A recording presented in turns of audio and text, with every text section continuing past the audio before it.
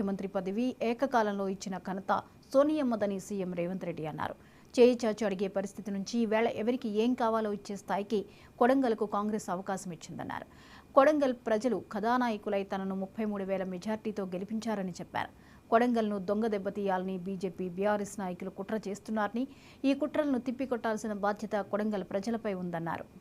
70 సంవత్సరాలు మనకెంతో అభివృద్ధిలో అన్యాయం జరిగింది. అప్పుడెప్పుడో 68, 67లోనో అచ్యుతారెడ్డి గారు ఎమ్మెల్యే అయినప్పుడు మనకు మంత్రి వచ్చింది. పెద్దలు గురునాథ్ రెడ్డి గారు 5 సార్లు ఎమ్మెల్యే అయినా, నందారం వెంకటయ్య గారు ఎన్నోసార్లు ఎమ్మెల్యేగా అయినా మన కొడంగల్ ప్రాంతానికి ఒక మంత్రి పదవి కూడా రాలేదు. ఆ లోటు ఉండే. ఇవాళ లోటునంతా భర్తీ చేస్తూ శ్రీమతి సోనియా గాంధీ గారు, మల్లికార్జున్ ఖర్గే గారు మారుమూల ప్రాంతమైన కర్ణాటక సరిహద్దుల్లో ఉన్న ఈ కొడంగల్ శాసనసభ నియోజకవర్గానికి ముఖ్యమంత్రి పదవి, పిసిసి అధ్యక్ష పదవి 2 ఏకకాలంలో ఇచ్చిందంటే మన ప్రాంతం పట్ల కాంగ్రెస్ పార్టీ చూపించిన ప్రేమ ఈరోజు మన కార్యకర్తలు అర్థం చేసుకోవాలి. అందుకే ఈరోజు మనకు చదువుల విషయంలో కానీ, మనకు పెట్టుబడుల విషయంలో కానీ, మన ప్రాంత సాగునీరు, తాగునీరు విషయంలో కానీ చాలా కాలం నుంచి అన్యాయం జరగడమే కాకుండా కృష్ణా వికారాబాద్ రైల్వే లైన్ కూడా 20 ఏళ్ల నుంచి అది అక్కడనే పడవ పడ్డది, పడకేసింది. మరి ఇవాళ ఎప్పుడు మనము ఎవరి దగ్గరకు ఒకరి దగ్గరికి వెళ్ళి మనం చేయి చాపి అడిగే పరిస్థితి ఉండే.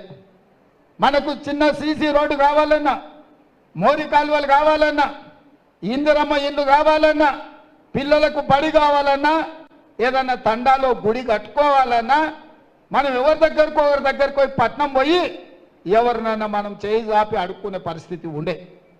ఇవాళ చేయి చాపి అడిగే పరిస్థితి నుంచి ఎవరికైనా కొడంగలే ఇచ్చే స్థాయికి ఈరోజు కాంగ్రెస్ పార్టీ మనల్ని తీసుకొచ్చింది.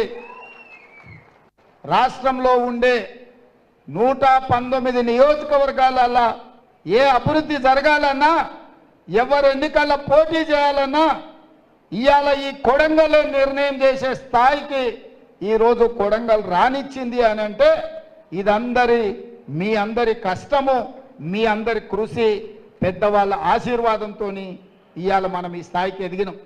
ఈ స్థాయికి ఎదిగినాం కాబట్టే ఎదిగినా కొద్దిగా ఒదిగి ఉండాలని పెద్దలు చెప్పారు.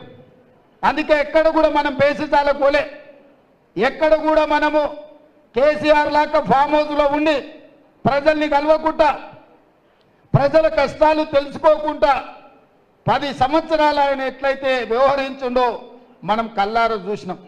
ఇవాళ 4 నెలల మీరు ఆలోచన చేయండి,